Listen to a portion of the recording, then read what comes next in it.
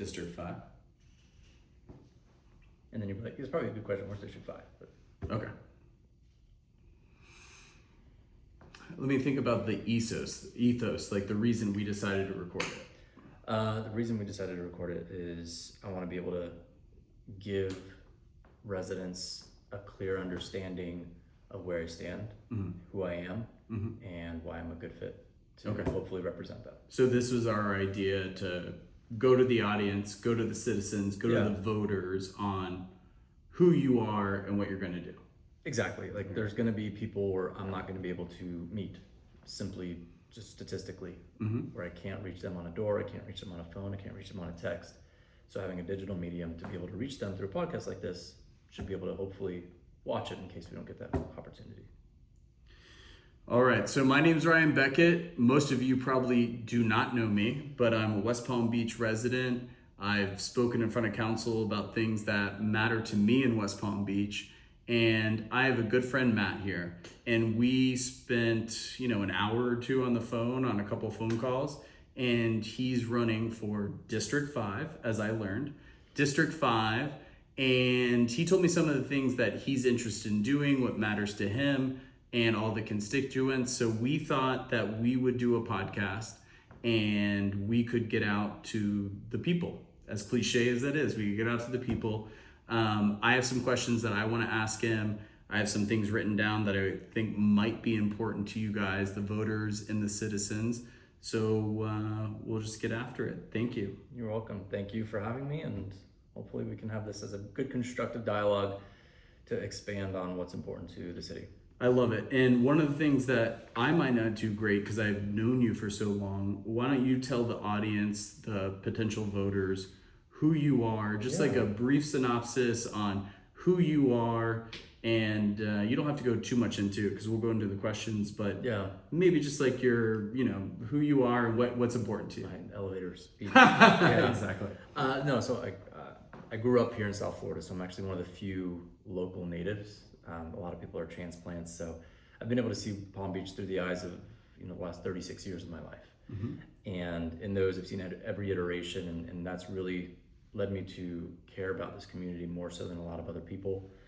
So much so that obviously I went to school here, but then I came back to actually work with the city as one of my first career jobs. And I worked in the mayor's office of sustainability under Jerry Moyo. And in that role, I did a lot of outreach with the business community, with residences on many different types of programs. And that just led me to love civil service.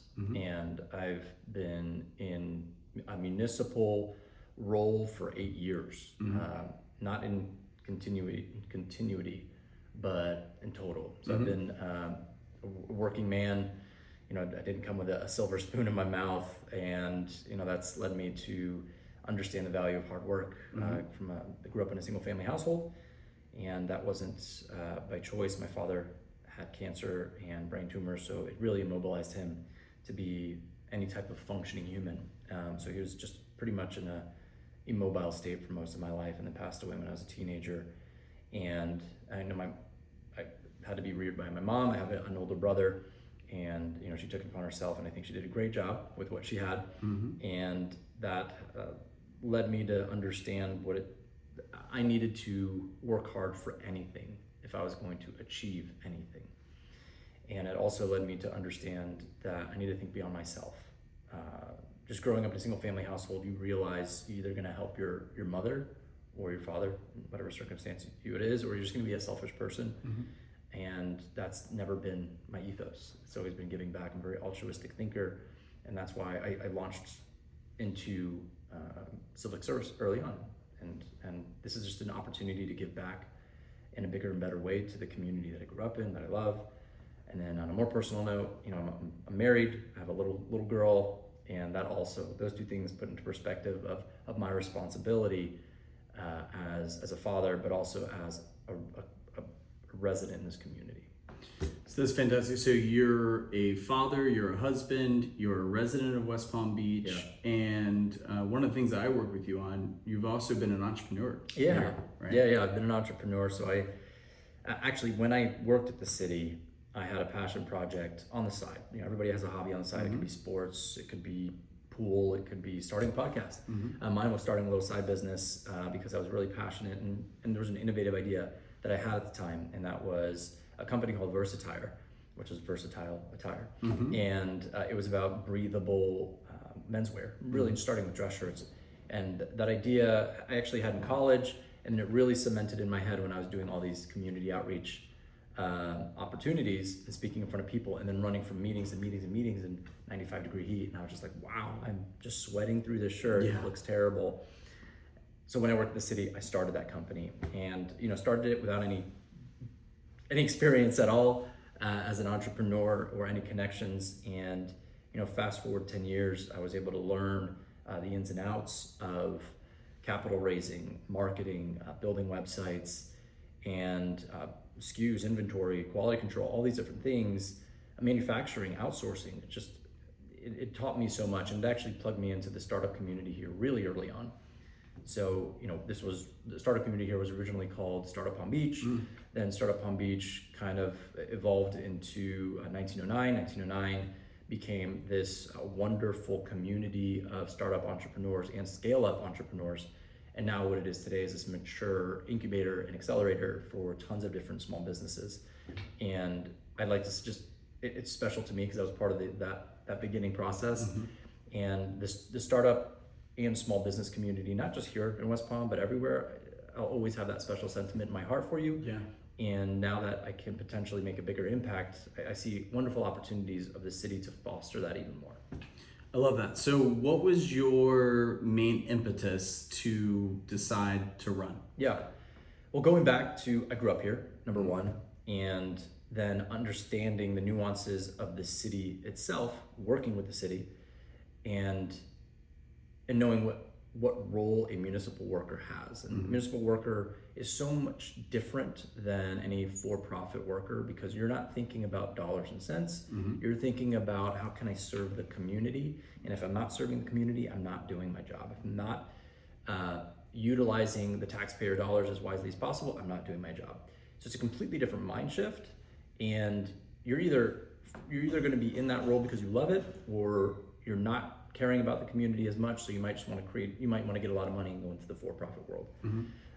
So I stayed in that role for years, and the reason I left is actually there's just nowhere for me to go at a young age, so I began working at the city of Fort Lauderdale. But nevertheless, fast forward, I see an opportunity, honestly, with an open seat. And it's always been in my heart to serve, and if there's opportunities to serve in a bigger capacity, lean in on those, and don't be shy.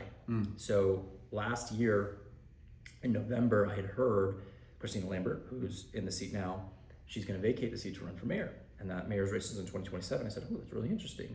Is this the time? And I met with a couple people early on last year, and I said, hey, look, am I crazy? Should I be running? Is there anybody else that's going to be running that's just better than me? And if so, great, somebody else can do it. And for 6 months, people were like, there's no one else running. You should absolutely go for this. We think you'd be great. And I go, okay, well, tell me then, what are the issues that are important to you? So that led me to humble myself to even think that I'm even qualified enough, but then also hear from other people to hear if I'm even a good fit. And everybody said, like, you got to go for it. And I made the announcement, and the response has been overwhelmingly positive from the business community, from residents and everywhere. So I'm just trying to build that momentum and get that word out that, hey, look, I'm really here to represent everybody in the city and make a bigger impact. That's literally what it is, just making a bigger impact. There's no ego here. I remember I met with the police and fire union, and they're like, hey, look, how do we really know you're going to speak up for us? And I said, this is a 2-year term. If I, in 2 years, do a wonderful job representing the city, and the powers that be throw everything out at me to get me out of the seat because I'm not representing maybe a special interest, then I've done my job, and I'll be fine leaving after 2 years. This is not a career progression ladder. It's really just an opportunity for me to step up, and that's what I'm trying to do. So let's reverse engineer it. So let's let the audience know, because as much as I care and involved in politics, I'm pretty uninformed. What is the beginning and the end of the term? When is the election? And when does it start? And what does that look like? Ooh, that's a really good question. So the election is next March 10th. Okay. It's a 2-year term. I don't know when the start date is. Actually, that's a fantastic question. I know that if the election, when then is your start date? I don't know that. I should probably know that.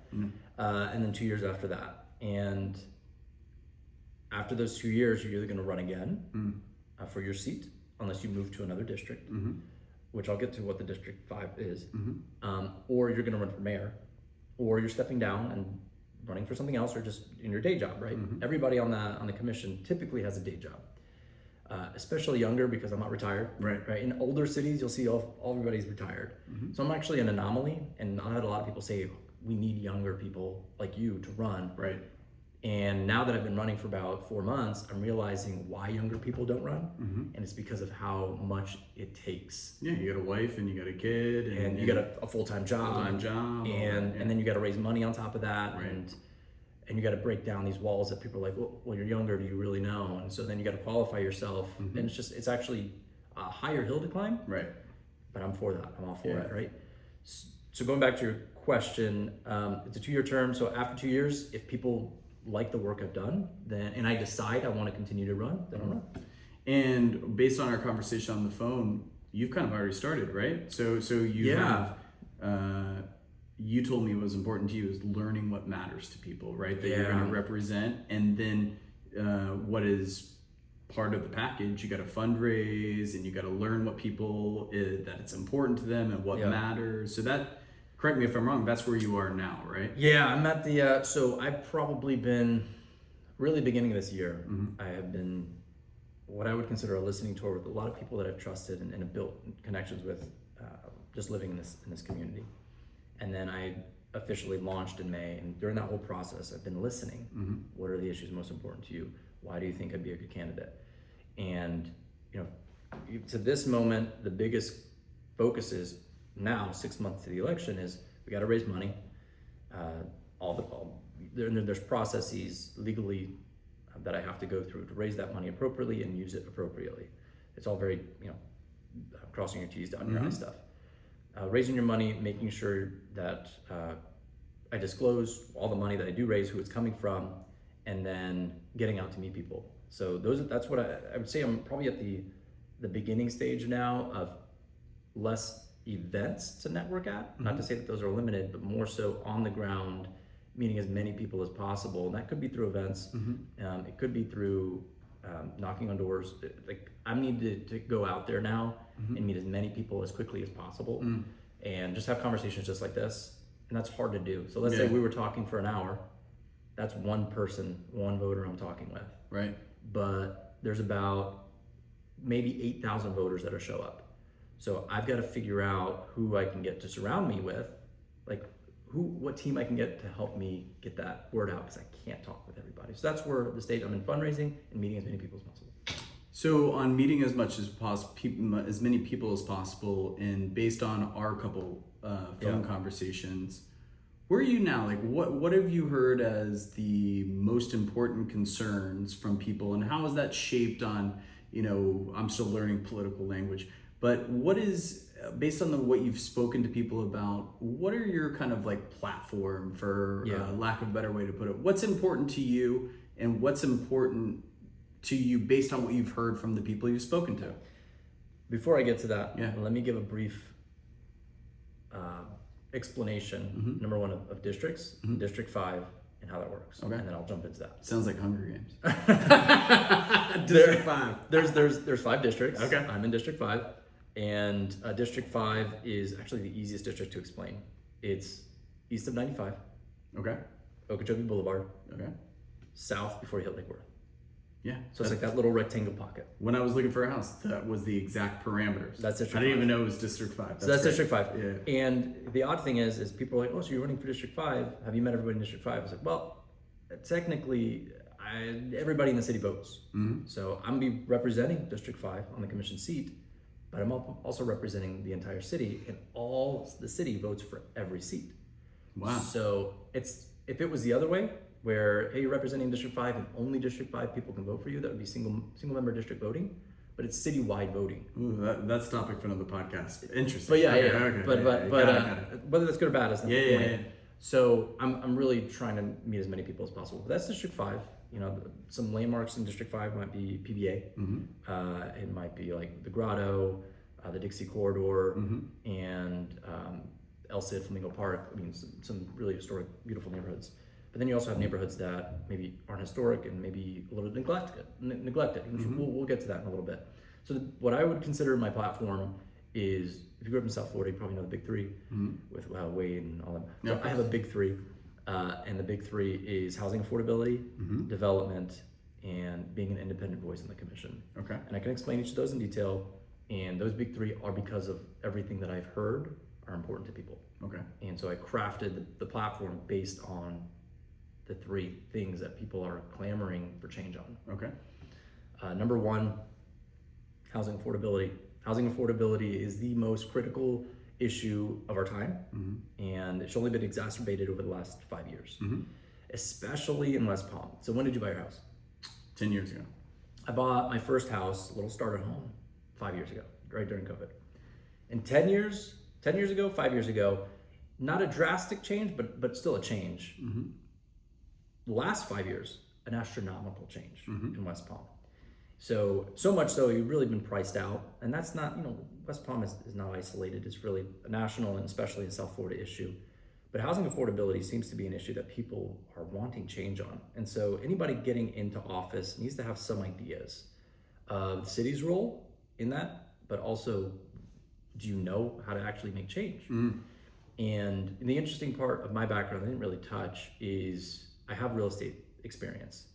And I like to say it's accidental real estate experience, because when we bought our home in 2020, it was just to move out of my mom's house. We were just recently married, and we needed a home to grow in and not live in my mom's house. So we bought a little starter home, 2-1, which we were very humbled ourselves to say, look, we don't need the perfect dream home. We just need a home. And so we got a little home for $235,000. We were super excited. And then the market just started kind of, and I was like, oh, okay, this is interesting. And so we essentially, we moved out, kept that home to rent. And this is when interest rates were super low. So the cost of that home was super low, so we could make money on rental. And I was like, okay, well, that's actually maybe an interesting dynamic to get a little bit of extra income on the side. So we did that actually a few times during a very quick period when interest rates were low. And that allowed us to essentially have rentals. And those rentals, for the most part, are rented to families. And what's really unique about West Palm Beach is you have these little ADUs, these little cottages. ADU, for people who don't know the acronym, is accessory dwelling units. Little backyard, mother-in-law suites, whatever you want to call it. I have one, I'm obsessed with it. Yeah. And I have one too. And they're very unique to West Palm in that they're grandfathered in, they're here, and they are actual workforce housing, because they are little studios, little 1-1s, whatever they are, that allow people who live and work in the city to live in the city for a very affordable rate. They don't have to, you don't have to create huge high rises to create these houses. They already exist. So when we're talking about affordable housing, now more than ever, we need to lean in on those ADUs. Now, how do we lean in if they're already there? Well, I like to say the city needs to get out of their own way. So let me expand on that. You can have whole neighborhoods, and we do have whole neighborhoods where street by street, everybody has a little mother-in-law suite or a cottage or ADU in the back. But then you might have like one little strip, one little home who just never built one 80, 90, 100 years ago, and all their neighbors on their street have one. And he's like, well, man, I want one. How can I get one? So they go to the city and they say, hey, look, I'd love to permit this little ADU. And the city says, sorry, you can't. And he's like, well, what are you talking about? My whole street has it. Yeah, but those are older and they're grandfathered in, and your zoning doesn't allow it. It's like, what do you mean my zoning doesn't allow it? Everybody has one. Yeah, but you're not allowed one now. And so that seems unfair, number one. And number two, he's trying to literally build workforce housing on his own dime. Right. No city incentives, no grants. The city just has to get out of their own way, and the workforce housing can create itself. So I'm a huge proponent of leveraging this extremely unique city that we have with already existing ADUs in neighborhoods that are already having them exist, and letting those pocket homes that don't have one, allowing them to build workforce housing. I don't know the number off the top of my head, but spanning all the way from Lake Worth to right before you get to Riviera Beach, you have tons and tons, thousands of homes. Right. And if I had to guesstimate how many homes don't have a little cottage, it'd probably be like 2,000. Right. Allow 2,000 people to create their own home or their own little ADU in the back. You've created 2,000 workforce housing units. Win-win. Win-win, 100%. And the second part that does, it actually solves housing affordability for homeowners who want to live in the city. Because now they can offset their mortgage with a little unit in the back. So you allow families like myself to come in who want to live in the city, afford to live in the city because they have a little unit in the back, or can build a little unit in the back. Yeah. So they start thinking about the math a little bit differently. Oh wait, this home is $500,000. Okay, that's a lot, or $400,000. But I have a little bit of money set aside, and I'm allowed to build a little ADU. If I can get that ADU to rent for $1,500, $1,800, that means my mortgage is that much lower. Oh, the math looks completely different now. I can afford to live here. Totally.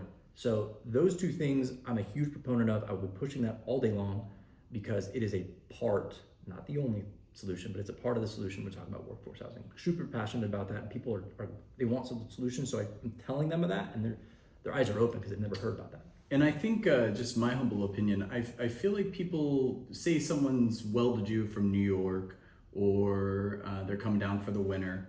They're like, well, why should I care about affordable housing?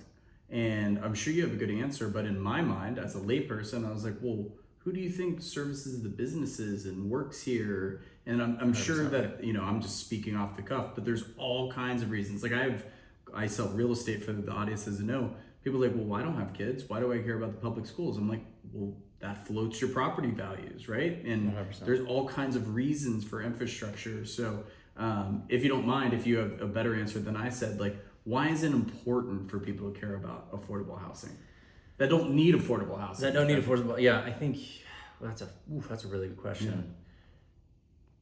Because in my mind, it helps the businesses. Like it's a huge part of development. Like I know a lot of comprehensive plans. Like it's like, well, we need places for 55 and over. We need workforce housing. You need workforce housing, number one, because you need people to serve those restaurants, cut your bushes, do everything. And if they live 30, 50, 100 miles away, those services are going to be more expensive for you, hands down. And what is happening in the city is gentrification. So there's actually workforce housing that's disappearing in the city right now. It's not being replaced.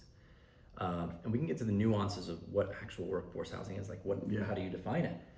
And how the city is defining it right now is by AMI. So any new workforce housing that comes on is being defined by the rent compared to AMI. AMI is just your area median income. Your area median income is typically by zip code. So in my zip code, I live in 33405, that area median income is $90,000. So if a new developer wanted to come in and say, hey, look, city, I want incentives or whatever to build workforce housing, they're gonna go, well, it's the AMI, you need to build this many units at 100% AMI.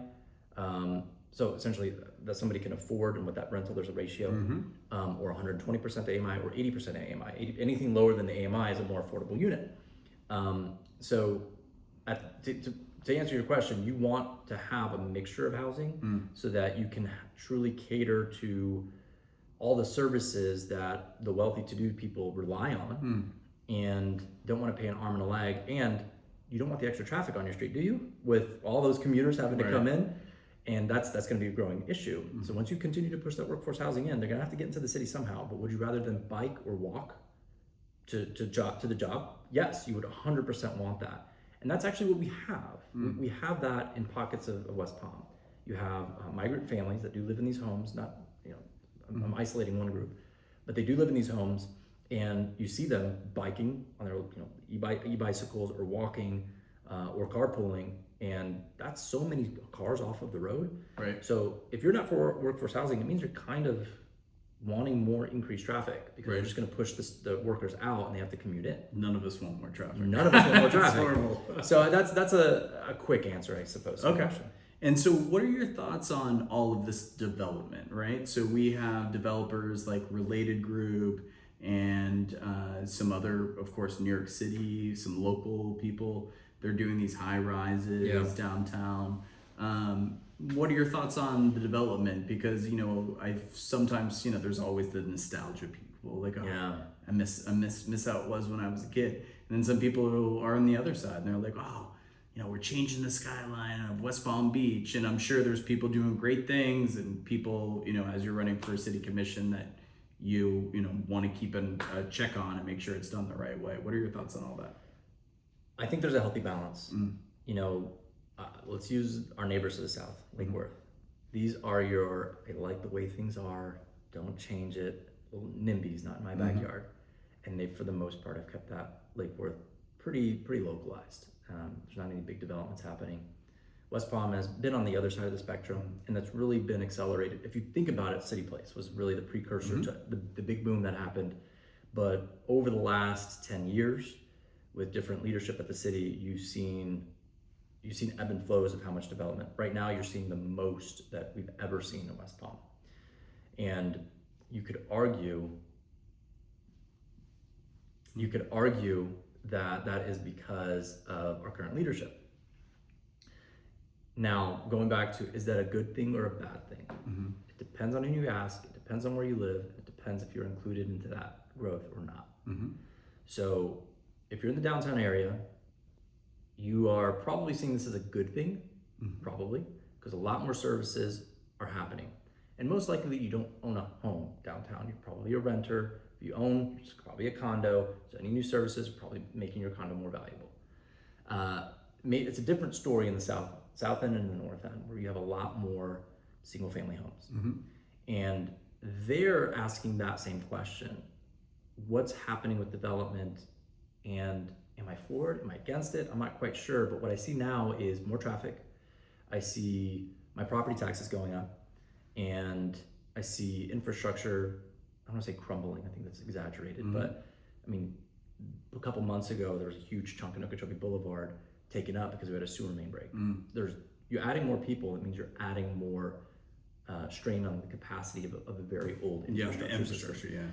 So I think we need to develop in a way that is responsible and inclusive. And if we were to expand that, I use the north end and the south end because I think those are the next frontiers for developers, because the downtown's really saturated and it's just going to continue, it's not really stopping it. But the south end and the north end have old condominiums, have old buildings that are ready and ripe for redevelopment. And on record, I've never been against development. I am for responsible development, which means let's bring everybody to the table and figure out what is going to be the best for the developer, but also the best asset to the community. Because these are going to be the next buildings that are going to define your neighborhood and your view for the next 40, 50, or 60 years. Right. You'd think you'd want to have a little bit of say of how is it going to look, what's the height and traffic and everything. And that's what I'm hearing. I'm hearing a lot of people say, look, I'm not against it, but we can't just have this wild west where it's kind of a pay to play game. Yeah, you can't rubber stamp it. You can't rubber stamp it. And we've seen that a lot over the past couple of years, which brings to another kind of issue that people have brought up to me. And I didn't understand how important it was. And it goes to the third point of when we talk about development, we talk about that independent voice in the city commission. And you'll see that all three really go hand in hand. But what we're seeing for the past couple of years, and if you've been paying attention to city politics, you would agree, there's a lot of unanimous voting. There's not a lot of contention on projects. So that's led by a strong mayor, and then you have a city commission, and not my words, a lot of people have said this, that fall in line. Right. And what you don't see is a lot of, well, maybe dissent is a strong word on the city commission, but really that squeaky wheel, that saying, hey, look, is this truly representative and inclusive and the best for this neighborhood? Or are we just looking at the jobs? Right. Or are we just looking at that building that's old and we want to put something there new? It's something I wanted to ask you. So when you say an independent voice, what is, like if you're explaining that to the audience and the prospective voters, like what does that mean to you? Because I feel like, in my humble opinion, sometimes people say something and then they get in office and, they keep it, but they're not, there's always, like you said, there's a balance, right? Like you never want someone that is a representative to flip-flop. You want someone that me as a voter, that I vote, that they were aligned with what I believe, so I chose them to represent me. But I also want them, once they're there as a representative, to not be a flip-flopper, but be like, okay, well, yeah, I ran on this, but I've been presented with some different information on what's important to the people I represent. So I'm listening, Yeah. right? I'm a listener 1st. So it's all about transparency. So if I'm going to be going to vote on something on the commission that a lot of people are against, I need to explain. And I need to solicit that feedback so that it's not done in the dark. And again, I'm not doing a blanket, negativity on the city commission. I've actually spoke a lot of the city commissioners, and you run because you truly care about the city. That's the end of the day. Yeah. This is probably the easiest way to explain the independent voice. All 5 city commissioners and the mayor, that's all elected officials for the city. They're all represented by one consulting firm. And there's a perception in the city that since all of them are run by one consulting firm, that they kind of work together. It's not a far-fetched theory, especially when you consider the fact that that one consulting firm does the fundraising for every single one of those elected officials. Wow. So if you're not working with that firm? I'm not working with that firm. Okay. So if you that already makes you an outlier. And it makes me the outlier. Okay. So when I say independent voice, it's saying, look, I'm not working with the consulting firm that's currently doing all the fundraising for all the elected officials and the mayor. Interesting. And that's the simplest way to say it. Right. Without trying to point. Without trying to point. Yeah, you're not even saying it's good or bad. You're just saying like, hey, that's like, a factual statement. Factual statement. It's a factual Different. statement. And Yep. so it actually wasn't even going to be in my top 3 until I started introducing myself to say, hey, I'm Matt, I'm running for District 5 in the City Commission. And I can't tell you how many times the very first question people ask me says, who are you working with? Ooh, interesting. And I said, I'm not working with this consulting firm. Really? Yeah, interesting. I'm like, yeah, is that really important to you? It's the most important thing for me. Yeah. And I go, okay, I'm onto something here, and that is people don't want that anymore. So here I am. Here's your opportunity to step up and actually say, I do support this by voting for a candidate that doesn't represent them. Well, one of the reasons, other than you and I being good friends for a long time, and us having our couple phone conversations and believing what you're doing, I tend to have the news on all the time, but it's all national. Yeah.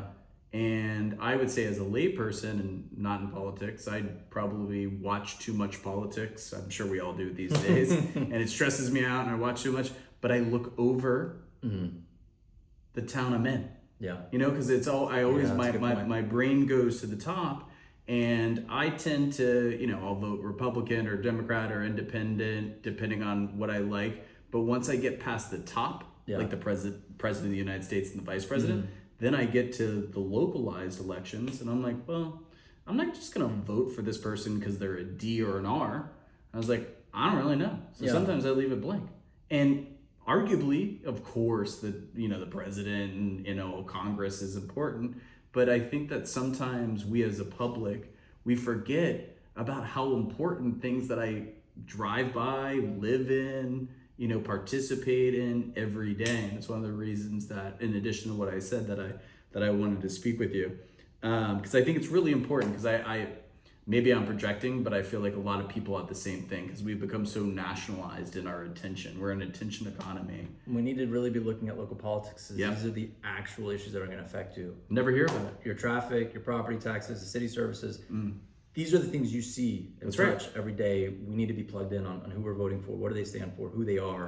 But the national intent, there's an attention on national politics. Like everything in my opinion has been corporately rolled up, and it becomes such a top down rather than like, hey, this is where we are bottom up. And it's important to know, I think a lot of people don't even know who's on the city council, and like those are like some of the most important decisions in their lives. You're absolutely right. The people that represent you in your local city are the most important people that should be in your political arena and what your focuses are. You should be following them on Instagram, if they have an Instagram.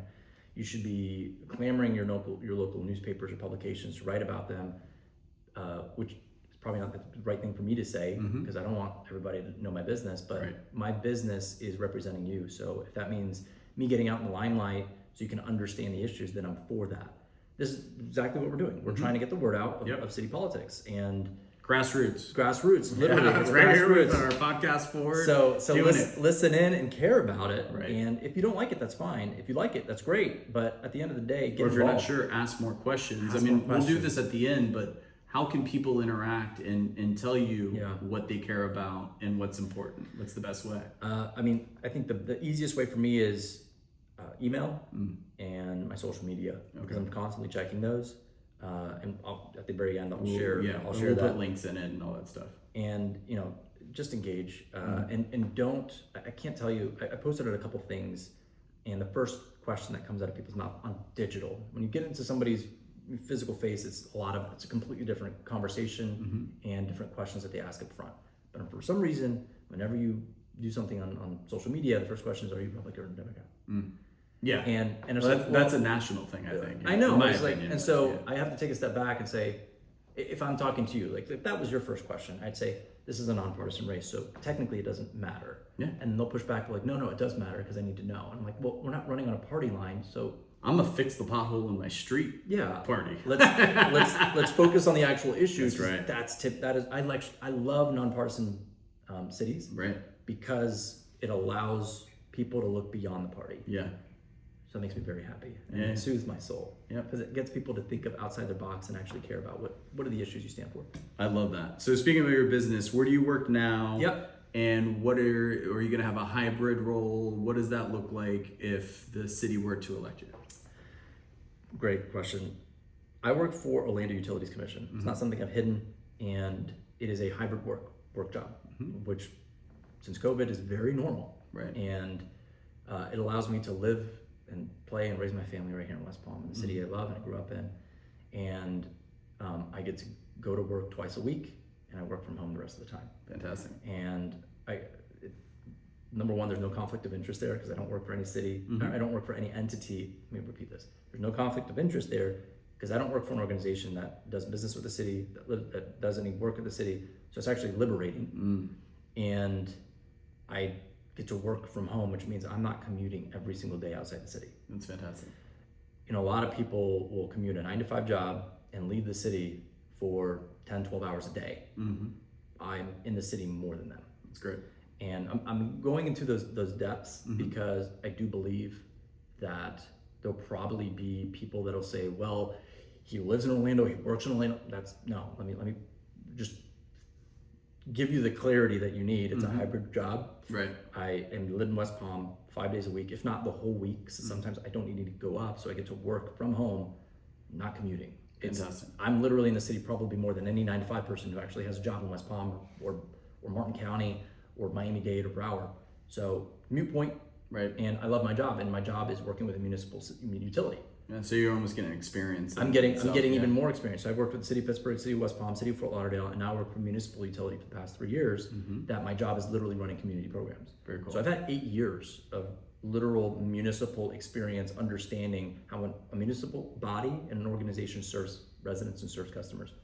That's extremely qualifying experience that I'm hoping people see the value in. And you get to do it from your desk or home at West Palm Beach for most of the week. For most Be of the with week. your family. It's fantastic. It's the best job scenario, and it's a sign of times, and I love it, and I'm so grateful for that opportunity to be able to do both. And the other part is my mother lives in Orlando, so I get to see my mother That's a lot more. fantastic. And my brother, yeah. That's fantastic. Yeah. So you explained on the District 5, I think we'd be remiss if we didn't bring up the Western communities.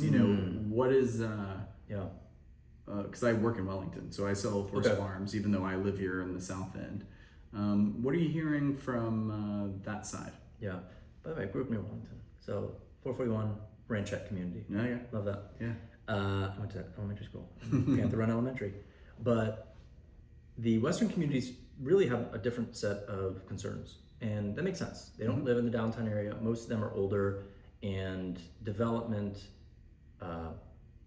housing affordability, not so much of a big issue for them. Right. So what are the issues that are important to them? From what I'm hearing, it's traffic and it's water quality. And, excuse me. So what's really important to them is traffic and water quality and what's gonna happen with State Road 7. All really big issues that they and the city have been really quarreling with for a very long time, with the city supporting a lot of what they're asking for. traffic is Okeechobee Boulevard. That's the main thoroughway from western communities to the downtown area. And as just Palm Beach County gets more populated, Okeechobee Boulevard gets more populated. So it's a very valid question on, hey, what's the city going to be doing? And the thing is really the city needs to work collectively with FDOT and the county to come up with a master plan for the Okeechobee Boulevard that helps alleviate traffic. Okay. It's not a one quick answer, Yeah. but we need to get those plans started sooner rather than later because traffic isn't going to get any better. And then when we talk about water quality and State Road 7, probably the most contentious issue that the city has had to deal with in the past 20, 30 years. And we've spent, the city has spent millions of dollars on litigation, blocking State Road 7 to happen. And a lot of the reason to blocking State Road 7 to happen is two reasons. Number one, it's literally cutting into a part of the water supply, Grassy Waters Preserve. But it's also abutting a very, and this is just a factual statement, abutting a very large community called Ibis. And Ibis is a very large voter turnout community as well. Yeah. So anybody who's going to be like, hey, look, I'm for a road cutting right through your backyard, they're probably not going to get elected because that's a large electorate. Yep. So at this stage, just factually speaking, State Road 7, water quality being that they want to just have good quality water serving them, as most of the city does, and then traffic concerns. Those are some of the big issues, and people are going to realize, well, where do you stand on State Road 7 then? Yeah. And it's a position I probably don't need to take, but I'd rather just answer it forthright. I've been in water conservation in the last 15 years. My degree, my profession is in sustainability. So when I worked at the city, I did a lot of work with Grassy Waters. But at this point in time, what is happening factually is FDOT is planning to move forward with State Road 7. The city is appealing some of the rulings that came out, and it's, in my opinion, unfortunate. Yeah. Because I'm an environmentalist at heart. Yep. So to cut through more wetlands, as if we haven't learned from our mistakes, I think is a terrible idea. But I have seen the mitigation efforts that they're going to try to conserve more land elsewhere. It still doesn't alleviate a road running to the backyard of Ibis. There was alternative proposals that weren't considered. So at this stage, it's trying to just figure out, because I'm still a little fuzzy, trying to figure out, is there any wiggle room left to come up with a better solution? And if there is not another solution, and if in 2 years FDOT is going to break ground, then we need to figure out how to work together to make this as painless as possible. I look at like Maslow's hierarchy of needs. If you don't have your health, you don't have anything. Yeah. You know, and I think that a lot of times people in our society and politicians, it's like, you know, we have a hammer, everything looks like a nail. Yeah. And I've seen proposals, I don't know where they are, for mass transit from Wellington Mall over to the Bright Line and Tri-Rail Station. And you know, listen, we'll talk about it offline and more, but I'm like, okay, well, there's precedent for this. In the New England corridor, you hear some horror stories about waste of money on mass transit, and then you hear huge success stories. I mean, I have, including my family, that were against Brightline in the beginning, and now they're on it all the time. Yeah. You know, and you know, Brightline, you know, love it or hate it, they took so many cars off I-95. Yeah.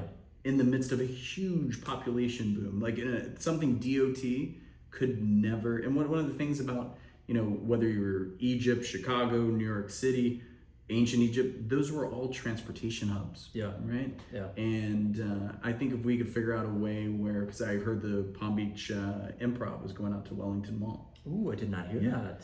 And by the way, you take drinking and driving off the road with mass transit. Yeah, you absolutely do. And I think it's economic stimulus. And I think that, you know, rather than just be like, oh, let's just do 20 lanes wide. There's a point where you just don't have the capacity to do that. So, I mean, what has been floated is a bus rapid transit system along the Okeechobee Boulevard. Yeah. Just been floated. Yeah. It's going to be very expensive, but if that's the only solution, well, again, we need to have a master plan of Right. what's actually feasible, what's the timeline, how many dollars it's going to take, and then how are those dollars getting. And this is something that voters can give you input on Absolutely. what's important. Because, when you and I had our couple of phone calls as friends, and me being a resident and around and in the world, Yeah. I'm like, well, this is what I like. I'm like, I think light rail, but, that is something that the voters can communicate with you about, in terms of what they believe and what's important to them, right? Yeah, Yeah. no, absolutely. And really quick, going back to State Road 7, let's say we can edit that. Yeah. Probably wouldn't include that section Yeah. as a snippet because there's just a lot of, I need some water, it's okay. There's just a lot of unknowns at the moment. Obviously, again, environmentals are hard. You don't want a road to go through there. Right. So they're going to go right through water. They're not going to run through the water. There's an area. It just affects it. Yeah, I mean, just for you and I talking off the radio, right? There's the, if you actually, have you gone to Ibis before? Yeah. So if you go through Ibis and then you eventually got to turn into the country club, if you continue going straight, you kind of see some scrub. Yeah. And that's where that road is going to go. It's going to connect to the existing road. And I read the report of, like, what's the technical word? What the environmental quality of that land is. And it's actually less environmentally biodiverse than the wetland area. And it's technically wetlands, but it has a lot of non-natives on it. It's kind of like on a berm. It's not as pure wetland as people would probably say. Nevertheless, does it still harbor alligators and fish and bird? Yes, absolutely.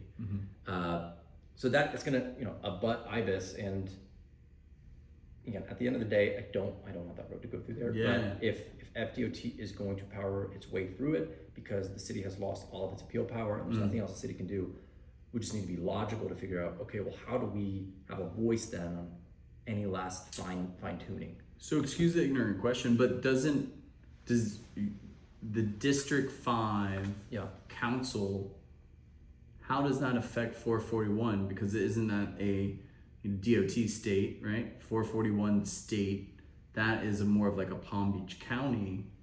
Yeah, right? State Road 7 is not a city road. Right. State Road is a state road, it's FDOT. Right. But it lies within the city boundaries. It abuts a preserve.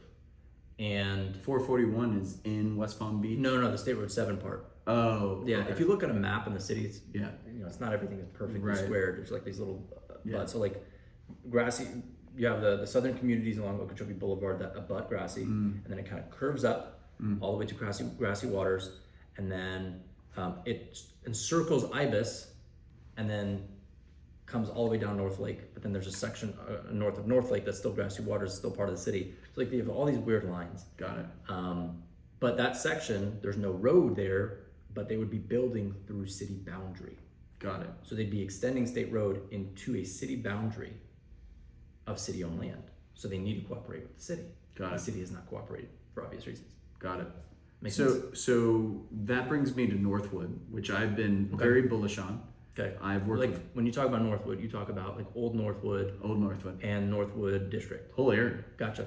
and I realize there's like different sectors of You it. have like Northwood Harbor, you have Northwood Hills. Yeah. So, yeah. Yeah, it's going in at different rates and different ways and all of that.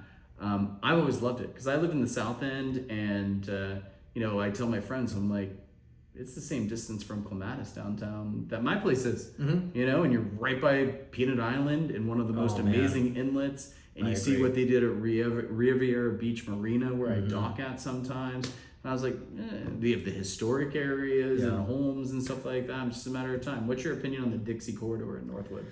The Dixie Corridor. Well, the Dixie Corridor. I guess they're if I'm kind of not like two mistaken, different kinda things, stops, right? Yeah. Well, you go to Broadway. I heard there used to Yeah. be theater up there. But yeah. Well, before 95, Broadway was the main thoroughway to get through. So that's why there's so many hotels and stuff there. Right. To take a step back, I think the development of Northwood is great, but we need to be mindful of gentrification. So we need to figure out the workforce housing that's going to be lost through gentrification and through redevelopment, which is needed, as there's a lot of blighted properties there. We just need to figure out how can we retain the people that will service some of those new developments so they're not pushed out. I think that's a critical, we've talked about it earlier, it's just a critical part of development. And you have a ton of new development happening there. If you drive down, there's tons of apartments now that are about to go live. I've been a part of Northwood when I used to work with the city, and when the CRA originally kind of seeded that Northwood Road. What does CRA mean for the people at home? Oh, Community Redevelopment Authority. Okay. Or agency. Okay. Community Redevelopment Agency. And there's two CRAs. There's one for downtown and there's one in the Northwood area. And the simplest way of saying it is that CRA has monies to help redevelopment in specific areas. Aren't they extending Northwood to the water? I heard that rumor.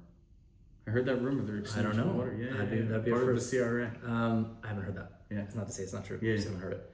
So I remember being a patron of some of those businesses when they had just invited everybody to go and say, hey, look, this is our next area that we're trying to redevelop. And there was amazing incentives for the businesses to be there. I think they were offering sometimes free rent for the businesses to be right on Northwood. And I supported it. I actually, me and my wife were on like little light pole banners. It's like the marketing. It was funny. We did it for free because they were just like, hey, we need a couple. We mind doing it? And I was working with the city. I was like, yeah, sure.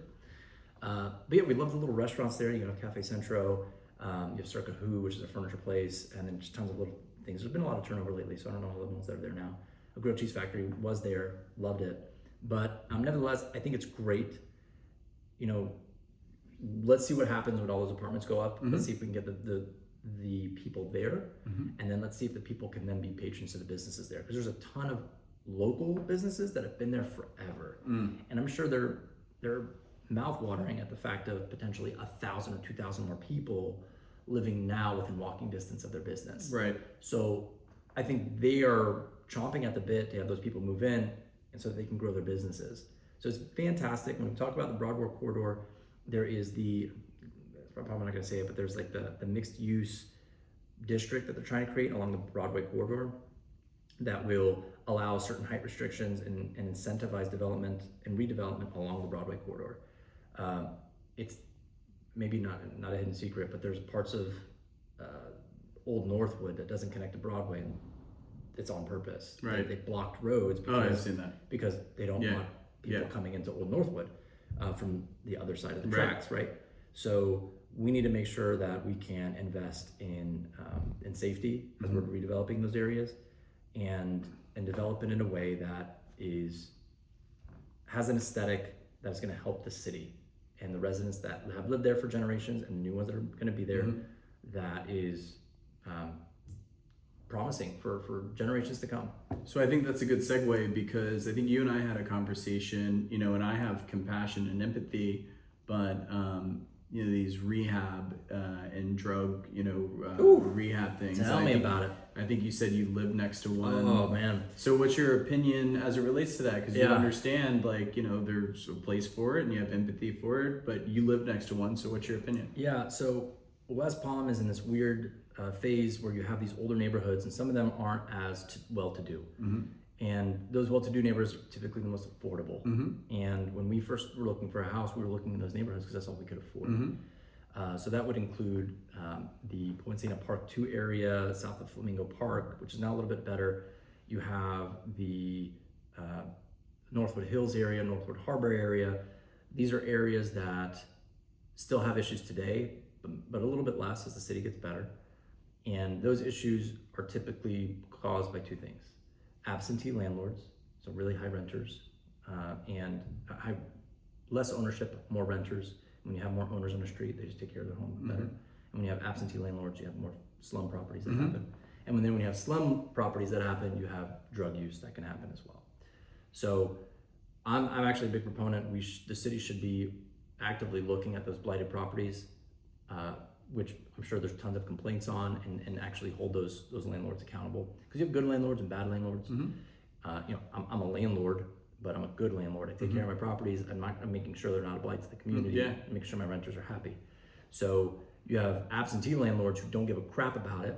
The overgrown yard, there's leaks, they don't care. And I've been in those. I've seen people live in roach-infested, drug paraphernalia everywhere. With kids living in it. I've been in there. And it blows my mind what's still allowed, or perhaps the powers that be don't know what's happening behind the curtain.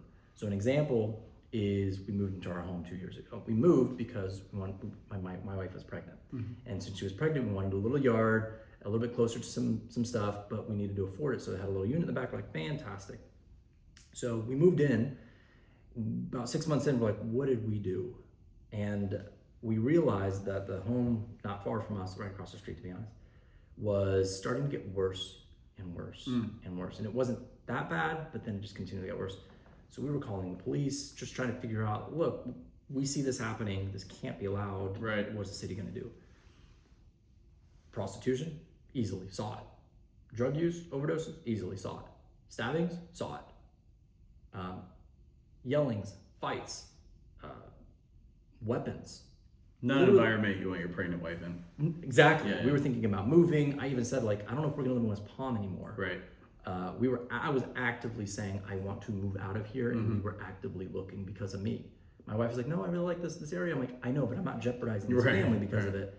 So long story short, after years and years of working with the city to try to get this property cleaned up, there was just a moment where the city's like, we can't do anything else.